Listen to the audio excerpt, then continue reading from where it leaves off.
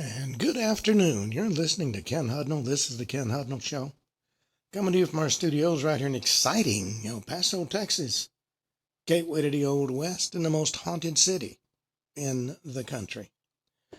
Well, today's October the 20th, 293rd day of the year. Just 72 days remaining to the year's over with, and we get to start a new one. Holidays and observances.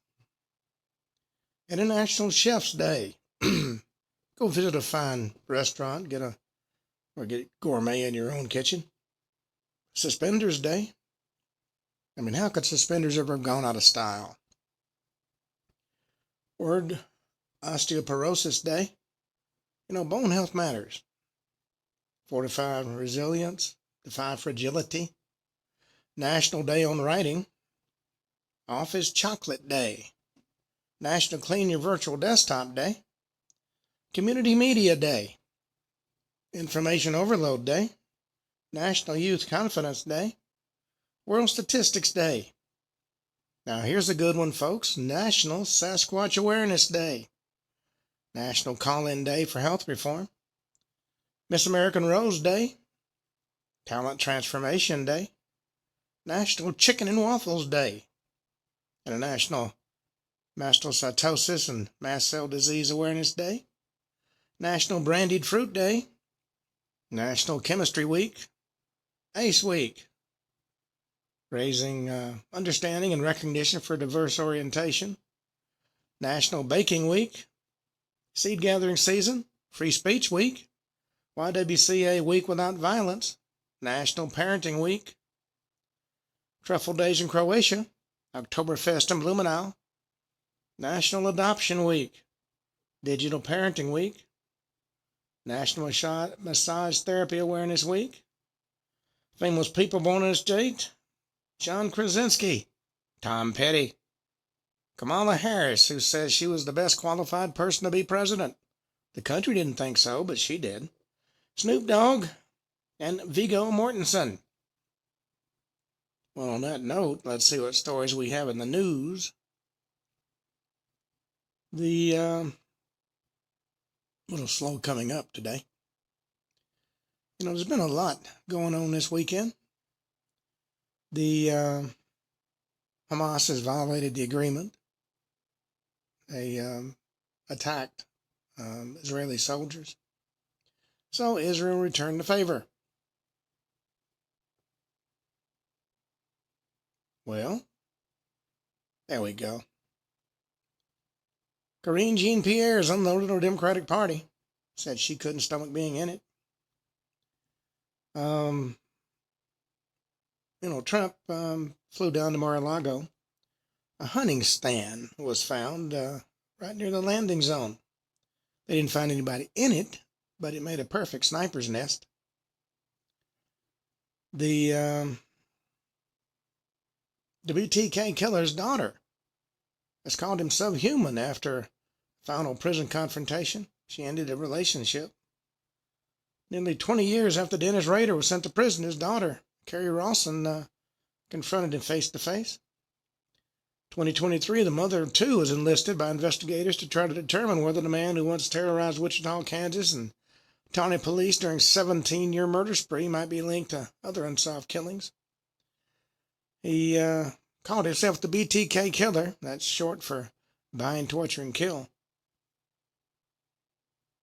Well, Ross News 46 has spoken out about the serial killer over the years. Subject of a new Netflix documentary, I'll follow the BTK killer. Explores how the Michigan resident struggling to reconcile the living father she knew with the monster exposed by the police. Well, President Trump's called the Democrats kamikaze pilots as shutdown standoff hits the third week with no end in sight. He's blasted the Democrats for prolonging the government shutdown. That's in an interview that was done on Sunday. Vowed to permanently eliminate what he called Democratic welfare programs. He says they're kamikazes right now. They have nothing going. They've got no future.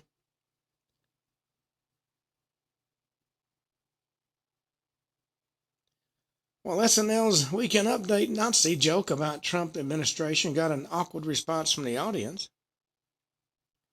compares the Trump administration to Nazis didn't seem to land with the audience over the weekend. Maybe the crowd just didn't get it. On the show's Weekend Update, satirical news segment, host Holland Joss quipped that President Trump was sending billions in aid to Argentina because if history's any guide, a lot of Trump officials would end up fleeing to Argentina. Well, that joke was met with muted laughter and an awkward pause from the studio audience. Joss seemed surprised. He said, "Okay, one clap." Said he was just kidding.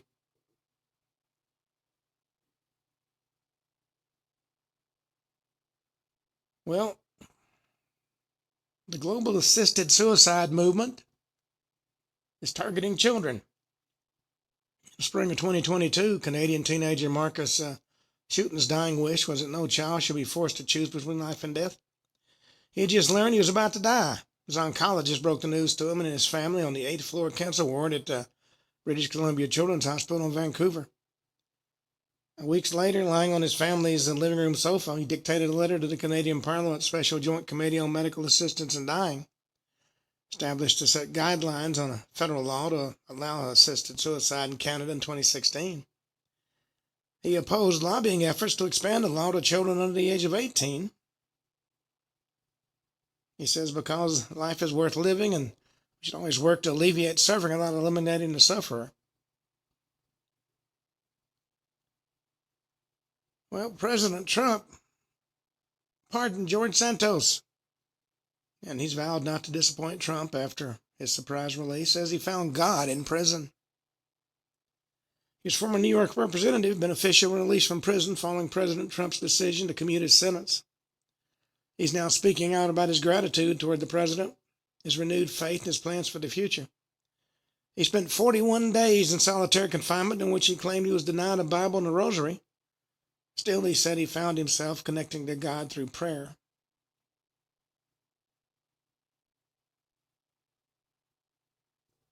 Well, Speaker Johnson is calling out the FBI's alarming arrest of alleged Hamas terrorists, proof of the Biden immigration failures. Suspected terrorists linked to October 7, 2023, Hamas attack on Israel has been arrested in Louisiana. According to House Speaker Mike Johnson, this revelation is alarming, blames the former Biden administration's border policies for allowing the suspect into the country. He said, I had no idea. It was alarming to all of us, but I'm certainly glad we have an administration is prioritizing rounding up these dangerous people.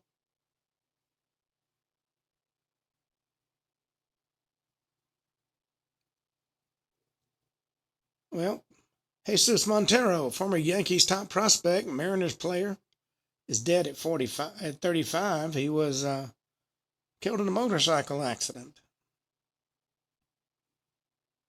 That was in Venezuela earlier this month.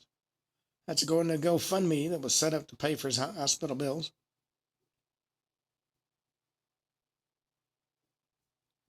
Kevin Costner's ex is married family friends, actually. Year and a half after finalizing the divorce from Costner. Christine Baumgartner finalized her divorce from Kevin Costner in February 2024. Married to family friend Joshua O'Connor. They got engaged in January, tied the knot on this past Saturday at Santa Ynez Ranch, a private vineyard in Santa Barbara, California.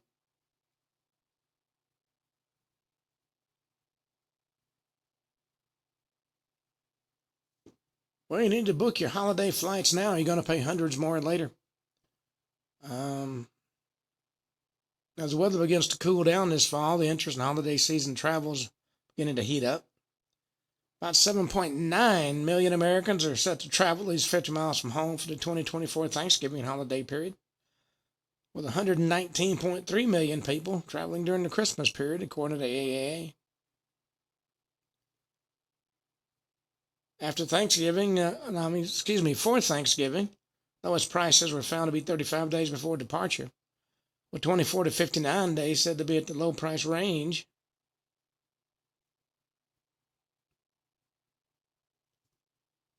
Well, this past weekend was the No Kings protest.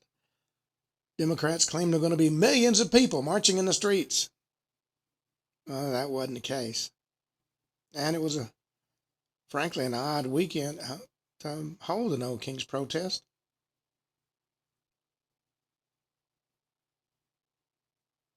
Danielle Fishel says she was almost fired at 12 years old after her first day of Boy Meets World. She had to learn at a young age what it takes to make it in the cutthroat world of Hollywood.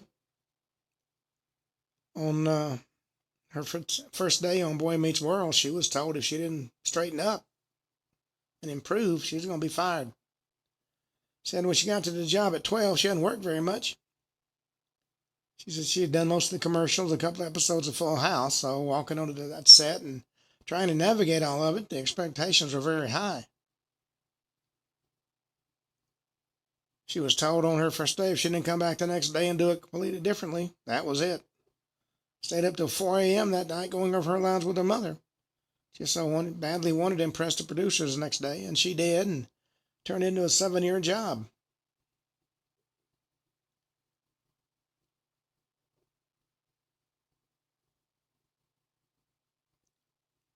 Well, scientists say they have solved the centuries-old mystery of how the Easter Island massive Maya statues got where they're at.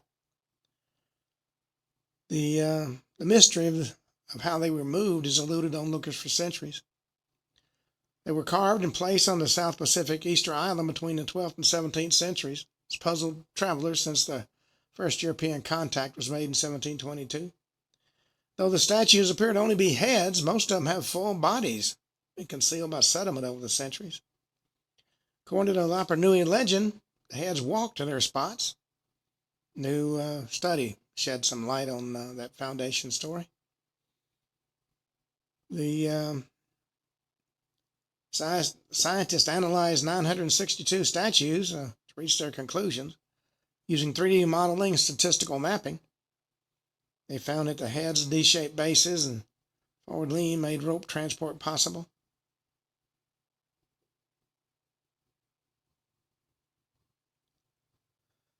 Well, Laura Trump has shared a controversial no wait at the gate travel strategy that has sparked fierce debate. She is the host of My View with Laura Trump. She talked to Fox News Digital about her no wait at the gate approach maximizes her time without requiring her to hang around needlessly at the airport beforehand. Says her goal is to make it to the gate right as they're calling her zone to board, because I don't want to waste a single minute. If I sit down at all at any point when I'm in the airport, the mission's failed. Well, with the name of Trump, of course, she's going to be given priority.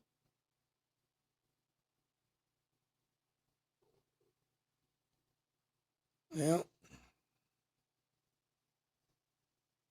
once-in-a-century treasures dating back 4,500 years have been unearthed in the legendary city. Turkish officials unveiled a gleaming gold brooch and a rare jade stone in Troy, a remarkable breakthrough that sheds light on that city's pre-Greek past. They were found by archaeologists excavating the Troy archaeological site. It's located in northwestern Turkey. Troy was once considered to be a mythical city, and its remains were first unearthed by Heinrich Schliemann in 1870. Settlement's most famous for being depicted in Homer's epic poem, The Iliad and Odyssey. The artifacts were found in the Troy II settlement layer, which dates back to 2500 BC. That's 4,500 years ago.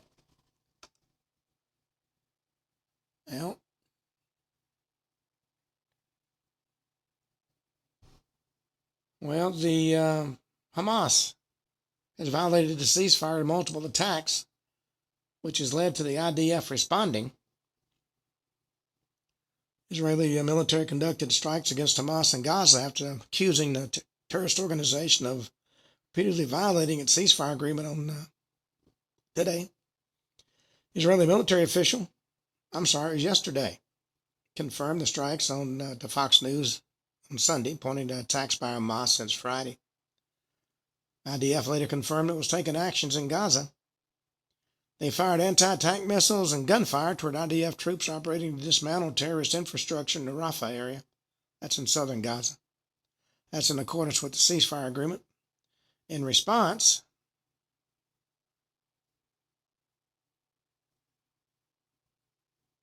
The IDF's begun striking in the area to eliminate the threat and dismantle tunnel shafts and military structures used for terrorist activity. And President Trump has said if they don't honor the agreement, we'll go in and remove them. Well, let's see, is there anything else of any interest?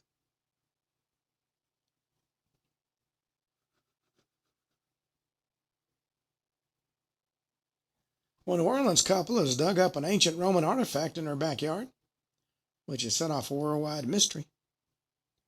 They found a mysterious Roman relic, and now officials know why it ended up there. Preservation Resource Center New Orleans shared that discovery October 6, detailed how a spring gardening project became an international ordeal. Daniela Santoro and Aaron Lorenz were acquiring away the undergrowth in their historic Carrollton home in March when they hit a marble tablet etched in Latin. The picture of the stone shows it partially buried among the weeds and dead leaves. Santoro's an anthropologist at Tulane University, so he contacted local officials. And an array of experts got involved in the search, from university professors to members of the FBI's art crime team. And they were able to decode the Latin inscription. It was an ancient Roman funerary artifact for a sailor named Sextus Congenius Verus. It's been missing from a museum in Civitavecchia, Italy, a city about 35 miles north of Rome. Word eventually reached Erin Scott O'Brien, the former owner of the Carrollton home, who was shocked by the news. Turns out she put that slab in her backyard in 2004. She said, we planted a tree and said, this is the start of a new house, and let's put it outside in our garden. She thought it was just a piece of art. She had no idea it was a 2,000-year-old relic. Previous owners of the stone were O'Brien's grandparents, Charles and Adele Paddock, who both passed away in 1980. Paddock served in Italy during World War II and met his wife there, suggesting the couple may have taken it from Civitavecchia. The museum was damaged by Allied bombing in the mid-1940s. It's unclear how the Paddocks got the stone, but the artifact is currently in FBI custody and going to be sent back to Italy.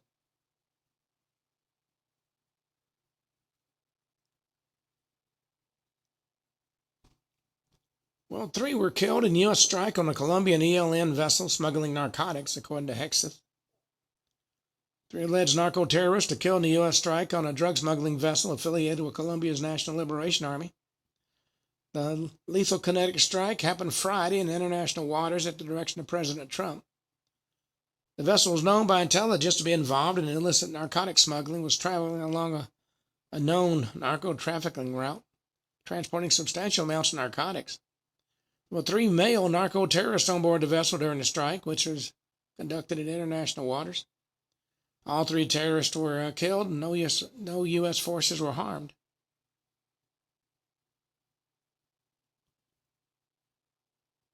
And it's also a news item that because of their involvement in drug smuggling, President Trump has ordered an end to foreign aid to Colombia.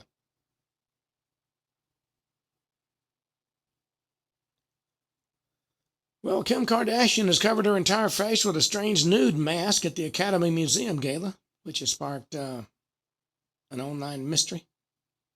When it comes to daring fashion choices, Kim Kardashian's never one to back down.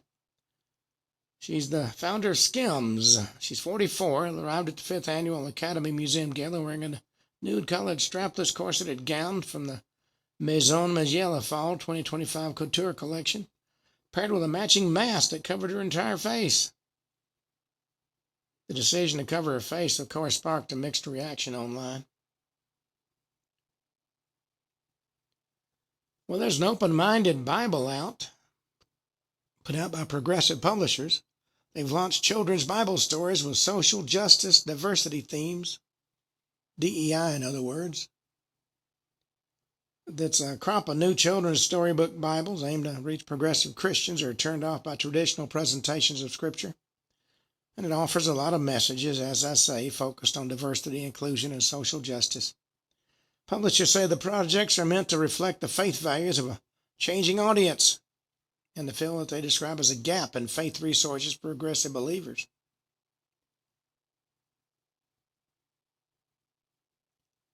Well, Ben Stiller's confessed his worst decision that still haunts him as a dad had to do with his daughter. He cut his daughter out of a film he directed and starred in. He said, I cut her out of The Secret Wife of Walter Mitty. Probably the worst decision he ever made. His daughter's Ella. She's 23. And he was doing an upcoming documentary about his parents, according to People magazine. And she admitted the scene where she was supposed to play Mitty's daughter didn't really make sense in the movie. Stiller starred as a title character in that 2013 film. He said, for me, it kind of goes deeper when it relates to my own issues, my own obsession with my work or perfectionism. His documentary was entitled Stiller and the Mirror, Nothing is Lost. Debuted in select theaters October 17th and remembered globally on Apple TV October 24th. It's about his parents, Jerry Stiller and Ann Miller. The two were a successful mid-century comedy duo who then transitioned into sitcom regulars on shows like Steinfeld and Sex and the City and King of Queens. Well, there was some late-night violence on the University of Oklahoma. Oklahoma State University. The shooting at the residence hall has left multiple victims. The shooting at the Oklahoma State University residence hall left multiple victims hospitalized on Sunday. Officers responded about 3:40 a.m. to reports of a shooting at Carricker Hall East Residential Hall.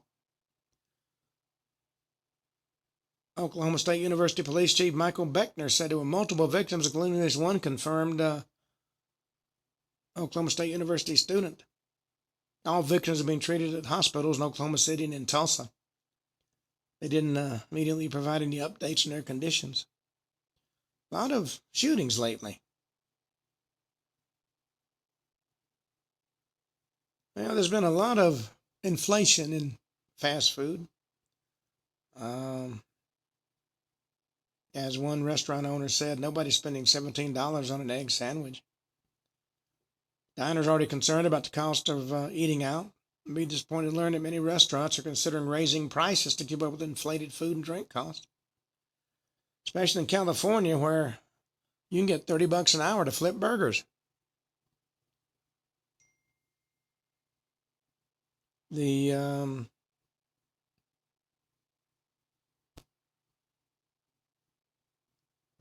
There's a lot of things like that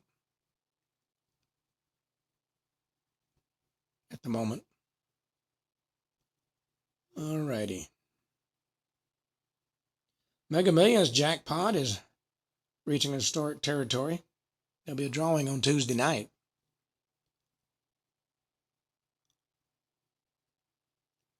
According to reports, there's been the big island of Hawaii has been rattled by a magnitude 4.2 earthquake. It was 10 miles to the northwest of Kaloa, Hawaii, at a depth of about 28.5 miles. Shaking was also reported in Hilo, as well as other communities across the island.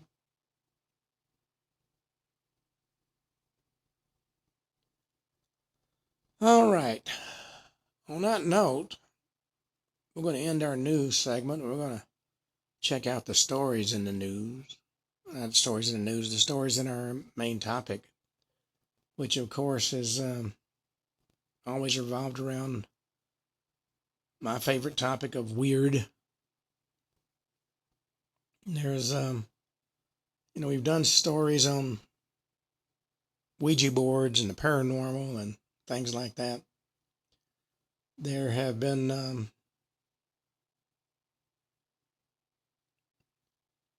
a number of stories we did about haunted hospice, where machines cut on by themselves and things like that. Well, our next story has to do with what I refer to as field anomalies. The young lady named Samantha was assigned a Patrol Parcel 73, a tract of state-protected woodland nestled between two ridge lines. On paper, it was ideal, remote, largely untouched by human activity, rich in native bat species. And she was there to assess biodiversity density and acoustic activity ahead of a proposed development that a lot of people believe to be ecologically catastrophic. She got there in early June. The weather was temperate, although the humidity hinted at the kind of oppressive weight summer would soon bring. Parked her truck on a gravel access road 2 miles from the designated plot and hiked the rest of the way in with a pack that felt heavier than it should have. Her boots were new, which meant they rubbed her feet badly. By the time she reached the creek that fed into the Wren River, she had 2 blisters, a mild sunburn, and the beginnings of a headache she attributed to dehydration. Well, she chose the creekside location for pragmatic reasons to set up her camp. There'd be steady access to water for cleaning and cooking, and minimum uphill terrain and a natural cover from prevailing winds. She's not there to reconnect with the earth. Forest, in her view, a complex living system can be measured, dissected, and cataloged. They're waiting to be indexed, not sanctuaries for personal growth. And her setup for a camp was standard. 2 motion-activated trail cameras affixed to trees at chest height. 3 ultrasonic detectors calibrated to record bat echolocation calls in the 20 to 120 kilohertz range. A modest solar panel array to maintain battery life across her equipment, and a base tent fitted with a cot, a camp stove, food rations, and several hard cases of equipment. She logged, of course, all the initial readings in her notebook: humidity, barometric pressure, ambient noise levels, insect activity. Everything was normal. Well, the first few nights followed the expected routine. She logged and time-stamped acoustic samples each evening before dinner, boiled water for dehydrated meals, and settled in to reviewing motion camera footage by lamplight.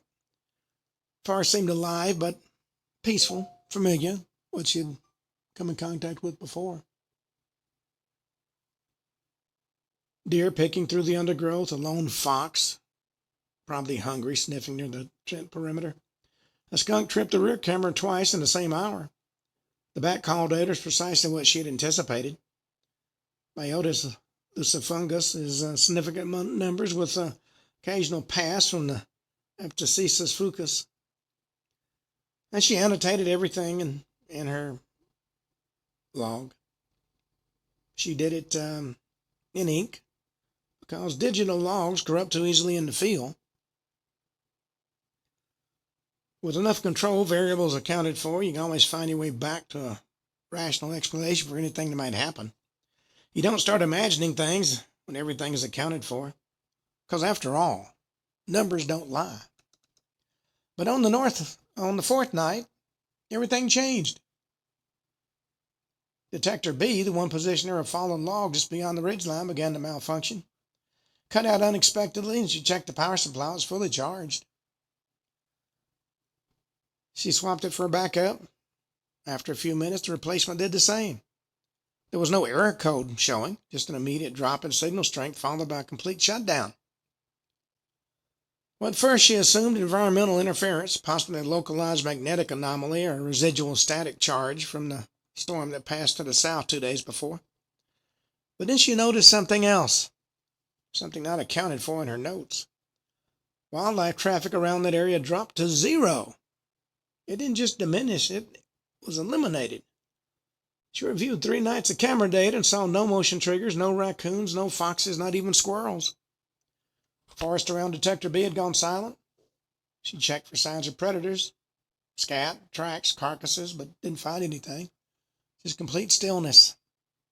And worse, the audio logs became unpredictable. Burst of static, sharp digital clicks, and once a 32-second file in which something that resembled a voice whispered syllables she couldn't understand. Waveform was unusual, too structured to be natural, too broken to be definitively human. She replayed it 4 times before she stopped. Not out of fear, out of prudence. If there was somebody out there, she wanted to know. She logged the anomaly, labeled it equipment error, proposed possible causes: interference from a nearby creek, faulty wiring, data corruption. She did everything she could to explain it. Because that's what they do. They explain the unknown until it's small enough to study.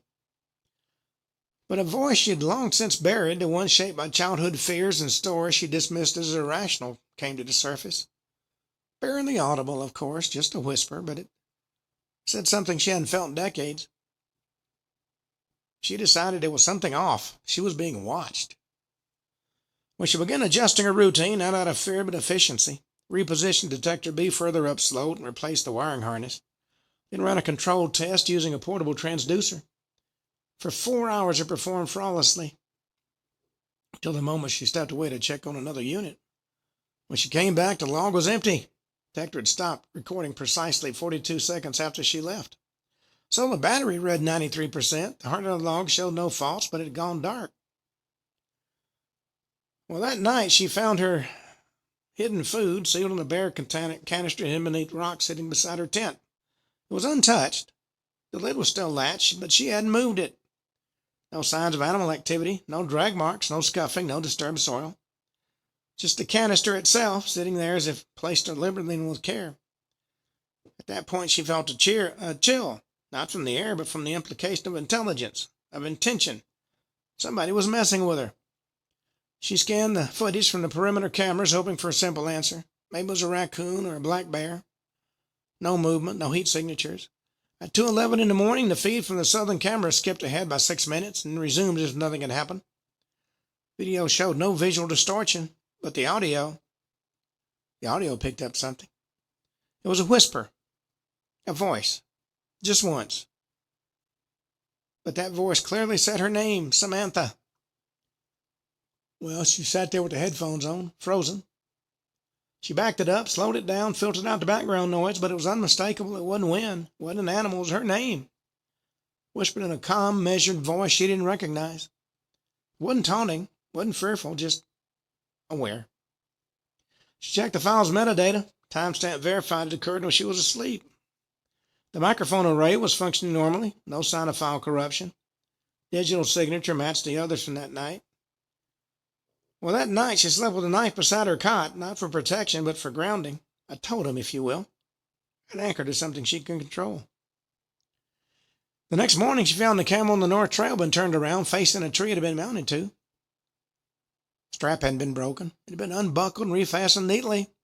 The lens cap that she'd removed 2 days before was clipped back in with precision. No damage, no signs of force. Just quiet manipulation. This wasn't wildlife. This wasn't wind or gravity or human error. Someone was interacting with her equipment, doing it with a deliberate, almost clinical attention to detail. Well, she tried to rationalize. Maybe hikers had wandered in the area. Maybe local kids who had too much time on their hands and a warped sense of humor. But she hadn't found any tracks, any litter, any signs of passage. And what local prankster brings gloves, reattaches lens caps, and whispers the researcher's name at night? In fact, how did it even know the researcher's name? Well, she began marking time more aggressively, logging even the smallest anomalies. A snap branch, a dead zone in the ultrasonic recordings, a sensation subtle but unmistakable that the air pressure had changed. As if something massive has entered the space and left no footprint. These weren't just data points, they were signals. She just didn't yet understand the pattern. By the 6th night, she began hearing things, not through the audio logs, but directly in the trees. Clicking sounds like stones tapping against stones, spaced rhythmically like a code. Once a long, low tone, like the hum of a tuning fork buried deep in the earth. It actually vibrated her teeth, made the hairs on her arms rise up. When she walked the perimeter with a flashlight, telling herself it was frogs or possibly owls, she called out aloud, as if to a passing hiker, trying to get some kind of response. And then came the shadow. She saw it reviewing the footage from Detector C, positioned at the base of a dense patch of cedar. That's an area she'd noted as unusually quiet in terms of animal traffic. In one frame, she saw a figure, tall, not quite human in proportion, stood just at the edge of the detection radius. Angular, unmoving, watching. Next frame, it was gone. No trigger movement. No heat signature. But there it was for a fraction of a second. When she deleted the clip, felt instinctive, like showing it to somebody else would make it permanent, tangible, and dangerous. Later, she had to question herself. What had she really seen? Was it a trick of the light? compression artifacts. Wanted to believe that, but she couldn't. Well, she noted all of it, and she wrote something she never put in a field log before. She wrote, "I believe I'm not alone here." Stared at the words for a long time, her pen hovering above the page as if writing them down with some kind of invocation. There was a line, thin and deceptively quiet, between observation and participation. Up to this point, she had maintained the illusion she was a detached observer, recording, logging, and analyzing. But on the seventh night, that illusion had collapsed. Whatever boundary existed between her and the phenomenon dissolved. She was no longer charting a pattern. She had become part of it. It began with the sound of footsteps. Not animals, not the scurrying or rustling of fur through the underbrush. These were bipedal, deliberate, crunch, pause, crunch. It was a cadence. She cut off her lantern and sat in the dark, straining to hear over the sudden roar of her own heartbeat. Footsteps circled the tent once, and then again, then a third time. And then they stopped. No other sounds, just silence. She didn't breathe. She didn't move. Next morning, she found a small ring of stones placed around the tent, 12 of them, equidistant, each one marked with a single straight scratch across the top as if scored by something sharp. She hadn't heard any clinking, no sound of placement, and yet they had appeared precise and ritualistic, like some sort of perimeter or seal. She was careful not to touch them. She just documented the spacing and the orientation, took photos, logged the incident, packed her gear up in mechanical silence. Every movement felt rehearsed and disconnected. Well, she tried to leave that day. She told herself she was being cautious, not cowardly. There was a protocol for this: environmental distress, possible hostile interference. She broke camp, stowed the detectors, and loaded everything into her pack. Activated a GPS beacon she always carried for emergency evacuation, began to hike back across toward the access road where her truck was parked. She didn't look back. She didn't want to give the place the satisfaction of seeing her retreat. Well, she walked for over 3 hours, past familiar markers through the same switchback she recorded on her initial trek. Checked the GPS twice, her compass 3 times. Every landmark was where it ought to be. When she reached a clearing with a small rise of shale she recognized, she had wound up back at her campsite. Her tent, still there, still upright, still staked in the same orientation with the same solar panel toward the morning sun. As if she had never left. Stood there for several minutes trying to comprehend. GPS didn't show any deviation. Her internal clock matched the expected time for the return trip. But there she was, back where she started. Her gear unpacked, her food tin unsealed, the water canister refilled. Even a small kettle she'd left hanging on a tripod was warmed at a touch, as though it had just been used. She didn't remember doing any of it. She unzipped the tent and went inside, and her cot was made. Her notebook was on the pillow, opened a new page. It was filled with symbols and rows of geometric shapes she hadn't written, repeating patterns that looked almost mathematical, but not in any system she knew. Some reminded her of constellations, others looked like waveforms. None were familiar to her. She looked back through the notebook. Every previous page was hers, familiar handwriting, careful observations, notes on temperature drift, bat call frequencies, and camera diagnostics. And then there was this, a single phrase at the bottom of the strange page, written in her handwriting, but with none of her usual precision. "We see you." She closed the notebook, left it on the cot, and backed out of the tent. Well, she decided it was too late then to safely hike out before dark. She'd have to stay one more night. That night she didn't sleep, sat by the extinguished campfire pit with a headlamp and the same knife from before, listening to the trees breathe. About midnight, she knew she heard something move, no footsteps, but the sound like branches parting. Something large, something didn't care about being quiet. She sat still, and that's when the whisper returned, not from the recording, but in real time, direct inside her ear. "Do not leave." Well, her mouth went dry. Her pulse became a drumbeat in her ears. Turned the light toward the sound, didn't see anything. No eyesight, no sight, but she could feel it. It wasn't wind, it wasn't presence. It was pressure, like a tide rolling inward, like the air was being displaced by something immense. She felt watched in a way that bypassed the eyes and went straight to the core. Then the light flickered once and twice, and then it went out.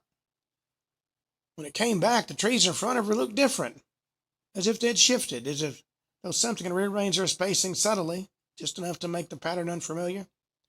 She scanned them one by one, whispering their shape to herself. cedar, pine, ash, cedar, cedar, not pine, not ash, not. She sat there until sunrise, too afraid to blink. When the first bird called out, she jumped. Her fingers were cramped around the knife's handle. She hadn't even realized she'd tightened her grip. This was no longer a study. The forest had become a system. She could no longer isolate variables inside that system. Her presence wasn't incidental, it was known. The mythology she'd relied on to bring order to wilderness had failed her. The metrics, the controls, the isolation of data, all meaningless now. Because whatever intelligence existed out there in the trees, it had stopped mimicking her observations. It was responding to them. And the response had only just begun. Well, she was gone before the sun further cleared the ridge. She didn't stop to eat. She didn't even roll up the sleeping bag. She left the rest of the food, one of the detectives even her main recorder. She just packed light, essentials only, and started walking. She didn't bother breaking camp this time. She knew she wasn't coming back. If she could find any edge of the forest that opened to the world, she knew she'd vanish. Without a second thought. She followed the trail markers precisely, checked her compass every 100 yards, her GPS even more. Crossed the creek at the same bend as before, passed the same twisted pine with a double trunk. Whispered the names of landmarks aloud, like casting protective spells. Ridge Fork, Old Shale Mound, Game Trail Scar, but the further she went, the more wrong things felt. Shadows clung longer than they should have, light bent in odd ways, creating halos around nothing. One point she saw what she thought was her own boot print in a patch of fresh mud. Perfectly preserved, still wet, but pointing back toward the camp, not away. Well, she kept going, fast, no rest breaks, no water stops. Her breathing was shallow. Shoulders hunched, senses flayed raw. Then she found the boundary. Wasn't marked by anything physical. There was no wall, no chasm, no barrier, but she knew the instant she crossed it or tried to. One moment she was walking due northwest, eyes on the slope that should have led down to the access road. The next thing she knew, she was waking up flat on the forest floor, lying face up with her backpack beside her, still zipped. Her watch said only 10 minutes had passed. The sun had jumped forward by at least an hour. Well, she tried again, a different direction this time, south by southeast. She marked the trees as she went, bright orange tape, cut notches with her knife, even built a crude arrow from stones at a fork. She left a trail impossible to miss. After 90 minutes of steady trekking, she found herself in a clearing with a patch of disturbed earth. She recognized it immediately. She dug out a tree near on her second day. Same twig as she had snapped in half still lay in the same broken arc on the moss. Didn't matter which direction she chose, how meticulous she was and what tools she used, she always ended up back in that same zone of forest. It was actually a containment ring, a loop. Well, panic isn't sudden, not always. Sometimes it just trickles in. A slow rising flood that starts as cold logic. Maybe I miscalculated, or maybe I'm dehydrated or delirious, but by the time she sat on a boulder and stared at the canopy, watching sunlight pass through the same leaves she'd already passed that morning, she knew this was not a miscalculation. She remembered saying flatly, out loud, "I'm not your subject." Trees didn't answer, but something else did. A sound came from behind her, wet and clicking like bone tapping on wet stone. She turned, nothing was there, but the temperature dropped sharply. Then came that pressure again like before, but this time it didn't stay at the edge of perception. It stepped in. The wind stilled. The forest seemed to tilt, not physically, but perceptually, like the floor of the world shifted beneath her. Her balance faltered even though she was seated. Then came the whisper. Didn't reach her through sound. It vibrated in her chest and her jawbone. Just the word observe. And suddenly she couldn't move, not paralyzed exactly. Her muscles weren't locked. They were quieted. Her breath slowed. Her hands went slack. Her mind was still alert. In fact, it was too alert. It was held. It was suspended, like something had cupped her wellness and refused to set it down. The trees shimmered. They changed. Their bark stretched and warped, and their shapes bending in ways that suggested no natural origin.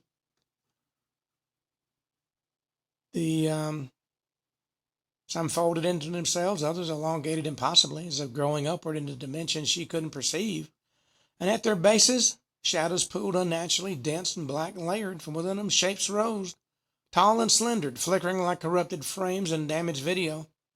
They lacked features, but they conveyed expression. One step forward, she shut her eyes, but behind her lids she could still see it outlined in contrast, an imprint not on her retina, but deeper. The voice returned. It was cold, distinct. "We gave you a question." She opened her eyes again. It was dusk. Her gear was still there as she had left it, the food bin, the tent, the detectors, all untouched. but somehow they felt altered. The kettle she hadn't used since the day before now sat tilted slightly on a tripod. She hadn't filled it, she hadn't lit the stove, but it was warm to the touch. Not hot, but warm. She looked down, her notebook was open on her lap. The symbols had multiplied. What had filled one page now covered 3. Symbols she didn't know. Written in a steady hand that resembled hers but lacked the usual pressure variances. Each line felt etched, not written. She flipped through the earlier pages, her normal field notes, careful, clinical, then the stranger ones. The bottom of the last one, another phrase in English, "You're not yet finished." Well, she'd never been more afraid in her life. Still, she couldn't leave. She tried. She documented the attempts.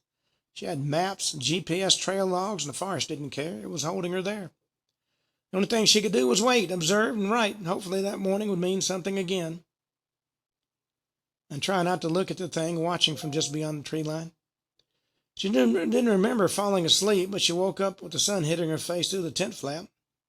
It wouldn't dawn. It was later. Full morning, bright, golden, warm. The birds were singing again, the sounds so trivial, but it stopped her cold. She hadn't heard birdsong in days, maybe longer. The stillness she'd grown used to had been replaced with a soft, natural rhythm she'd almost forgotten. Ears didn't ring with silence anymore. She sat up slowly, expecting dizziness, disorientation, some cruel repetition of what had happened before.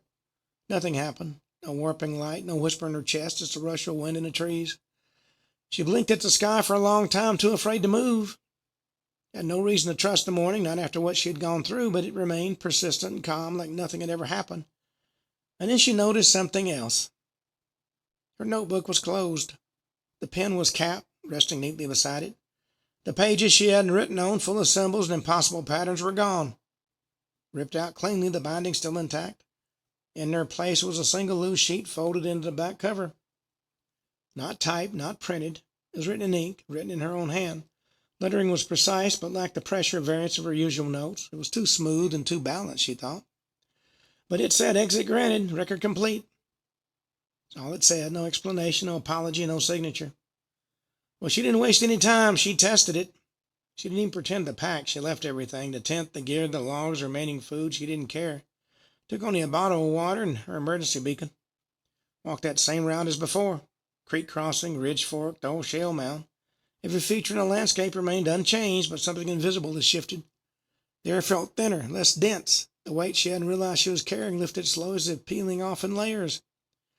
And this time the trail didn't stop. It went on. It didn't loop. The forest didn't bend. 3 hours later, she stepped out into the sunlight and the gravel, the access road, and there sat her truck. Untouched, gathering pollen and dust. No signs of tampering. No symbols scratched into the hood. No footprints circling the tires, just the worlds it had been before. Well, before she stopped shaking, she drove for 30 miles. Pulled over to the gas station, sat in the parking lot for over an hour with the engine running, unable to stop checking the rearview mirror. She didn't know what she expected to see. Maybe a figure, maybe a shadow, a glimpse of distortion in the edges of the glass, but nothing had followed her. Since then, she'd not told anybody the full story. She filed a stripped-down version of the report, malfunctioning equipment, inconclusive results, early withdrawal due to illness. She had concluded enough inconsistencies to discourage deeper review, but not enough to invite scrutiny. She knew what it looked like. She knew what it sounded like. If she was reading her own account 5 years ago, she'd have written herself off as unreliable or even worse. She's not being unreliable. She's being methodical. She's exacting. There was something in that forest, something sentient, possibly extraterrestrial, possibly neither.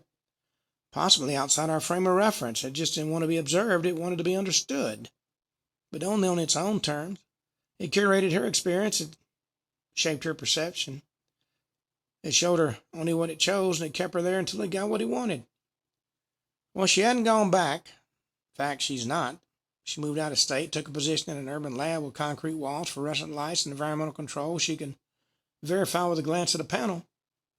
She doesn't do field work anymore. Doesn't even go near the tree line if she can help it. She doesn't hike. She doesn't camp. She avoids nature documentaries. Sometimes even the sound of dry leaves can make her freeze. But unfortunately, she still dreams about it. The sounds of those clicks, the shimmer of the trees, the weight in the air before it speaks, and dreams she's back in that tent, not afraid, just aware, alert, and waiting. And the sense, sometimes overwhelming, that she's still being watched.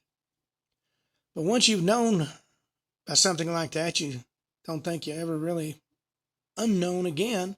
It doesn't forget, it just lets you go until it needs you again. And she wakes up on certain nights, positive it's waiting. Well, this next story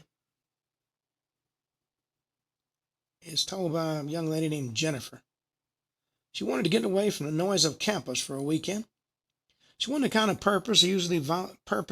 person, I can't talk, usually volunteered for camping trips, and when you're in college and your friends suggest a cheap weekend, away you go. It was her, Tyler, and Brooke, 3 overstuffed backpacks, a borrowed tent, and way too much instant ramen. They picked a spot in the National Forest that was supposed to be quiet this time of year. It was off-season, barely any traffic, nothing but trees, the bite of autumn air, promise of getting away from the noise of campus. And that was the real appeal. Silence and stars, maybe a little beer around the fire. Well, the drive itself set the tone. Once they left the main highway, the road narrowed into a cracked ribbon weaving through dense pine forest. Cell service dropped to nothing, and the world outside the car turned into blurred, shadowy trunks and long stretches where you couldn't see a single cabin or a power line. In fact, Tyler joked it felt like they were heading into a horror movie, and they all laughed it off. It was exactly the kind of setting they wanted, isolated enough to feel adventurous and safe enough because they were together. When they finally rolled into the campground, the place was practically deserted. They passed 2 empty fire rings, blackened circles surrounded by soggy logs, and a bathroom hut with peeling paint that looked like it hadn't been cleaned in weeks. A few campsites sat vacant, weeds curling through the gravel pads, picnic tables silver with age. Air smelled of pine sap and damp earth, heavy with the quiet of a place that doesn't see many visitors once the season winds down. Their assigned site was the end of a loop, tucked into a stand of trees where the clearing opened just wide enough for tents and a fire pit. Well, the only other sign of life was across the clearing, about 50 yards away. There was a tent. Blue nylon, zip tight, perfectly square. No car, no cooler, no camp chairs, not even a usual tangle of rope or jackets draped over logs. Just a tent. Alone, still, perfect. What stuck out immediately to him, though, was how unnatural the stillness felt. Most campsites, even when the occupants are gone, have got some trace of life. There might be a cooler wedged under a tree or a lantern left on the table. The ground around that tent looked untouched. Pine needles, flat, undisturbed, no scuff marks, no muddy boots pressed into the soil. Well, they didn't think much of it at first. Tyler cracked a joke that the campers had to be hardcore minimalist. Brooke said maybe they were already out on some 20-mile hike. But something not bothered Jennifer about it. A tent with no sign of life is like a book with no pages in it. Just didn't make any sense. Well, they unloaded their gear, pitched their tent, and stacked firewood. Jennifer kept looking at that tent across the clearing. And every time it was the same. Nothing shifted. Nobody came, nobody went. Just the tent. That first evening, as the fire burned, and Tyler made a crack about the mystery neighbors, raised his can of beer across the clearing to the blue tent and said, "Guess they're the quiet type." Brooke snorted, rolled her eyes, but the comment lingered longer than it should have. Whether he meant it as a joke or not, it planted the idea that somebody had to be inside, even if nobody had seen him. It's easier to assume the tent was occupied to admit how strange it felt that nobody ever showed themselves. Well, they kept waiting for something normal to break the stillness, maybe a zipper tugged open, a shuffle of boots on gravel, or the clink of cookware being set out for dinner, but they didn't hear anything. Clearing was quiet. Well, Brooke was starting to get a little uneasy. Firelight made her face look pale and tight, and her eyes kept darting toward that still blue shape across the way.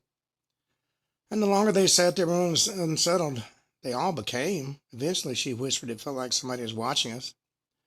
Her voice was so low that it nearly blended with the hiss of the burning pine, but both heard it.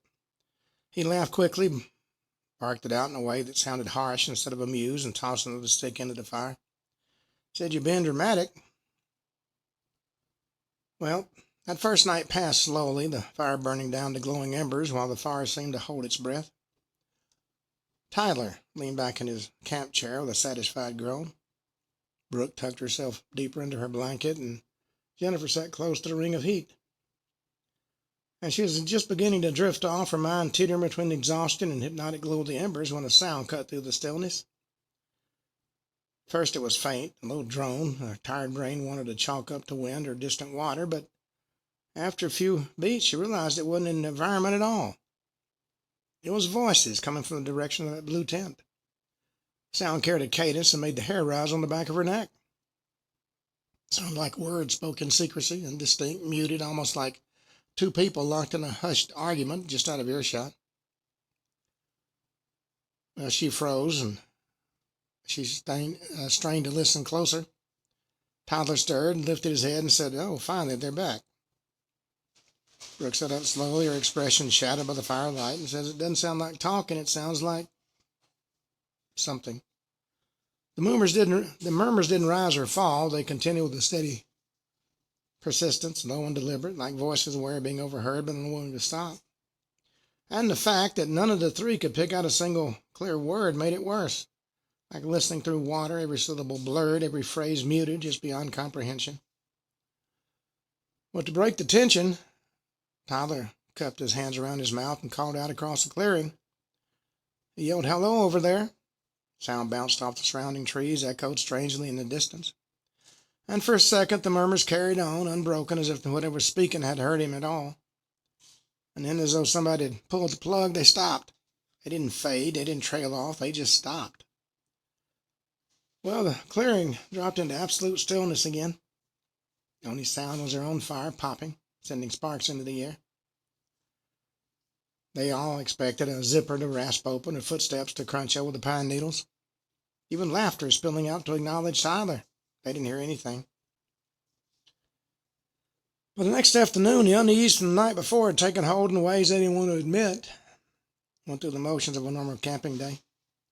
Tyler whittled sticks with his pocket knife till wood shavings littered the dirt. Brooke sat at the picnic table with her sketchbook, trying to capture the trees around them, and Jennifer fussing with the fire for no reason other than to keep it alive. Well, dusk came early under the trees, shadows stretching and pooling until the campground felt like a stage illuminated by the fire. That night, after the fire dwindled into a glow and the air turned damp enough to beat on their skin, the murmurs came back. They slid into the clearing so smoothly as if they had never really left, only lowered in volume until the dark was thick enough to carry them. Well, that sound went on until Tyler snapped and grabbed a flashlight and swept the beam across the clearing. The light caught the blue nylon square on, and in that instant, the noise died again. Murmurs cut off mid-breath. Well, sometime in the middle of the third night, Jennifer woke up to a sound that didn't belong. It was faint, almost like twigs shifting under the weight of a passing animal, but the longer she listened, the clearer it became. It was footsteps. Well, she held her breath and listened, and praying she was imagining it.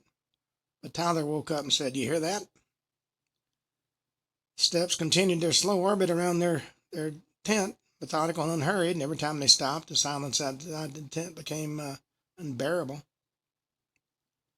And then it came again, the whisper, low, drawn out, stretched thin as if it had traveled a great distance to reach them, floated through the clearing, sharp enough to pierce every other sound. But it wasn't random, it was Jennifer's name, spoken slowly, intentionally, in a voice that wasn't familiar but seemed to know her intimately. Well, they decided the next day it was time to leave. They grabbed the zipper, yanked it up, threw the flap wide.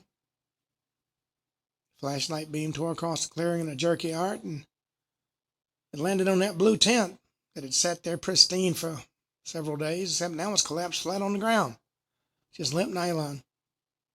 And then from the woods beyond, a sound rose up. Not one voice, but many. And on that note, we come to the end of today's show.